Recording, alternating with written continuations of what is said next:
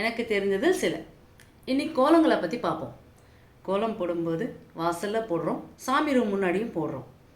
கோலங்கள் போடும்போது ரொம்ப சிக்கான கோலங்களை போடாதீங்க. நல்லா ப்ராக்டிஸ் இருந்தால் மட்டுமே சிக்கு கோலங்களை போடுங்க, இல்லைனா சிக்கு கோலங்களை போடாதீங்க.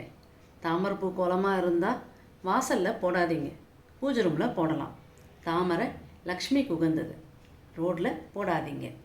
கோலங்கள் போடும்போது அரிசி மாவில் போடுங்க, கொஞ்சமாக மஞ்சளையும் சேர்த்து போடுங்க, லக்ஷ்மிகரமாகவும் இருக்கும்.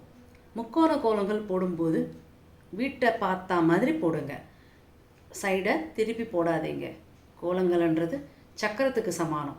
நம்ம வீட்டு முன்னாடி போடும்போது நல்ல விஷயங்கள் நம்மளுக்கு நடக்கிறதுக்கு வாய்ப்புகள் அதிகம். அமாவாசைக்கு கோலம் போட மாட்டாங்க, அதை பார்த்துக்கங்க. நன்றி. இந்த பதிவு பிடிச்சிருந்தா லைக் பண்ணுங்கள், ஷேர் பண்ணுங்கள், சப்ஸ்கிரைப் பண்ணுங்கள். நன்றி.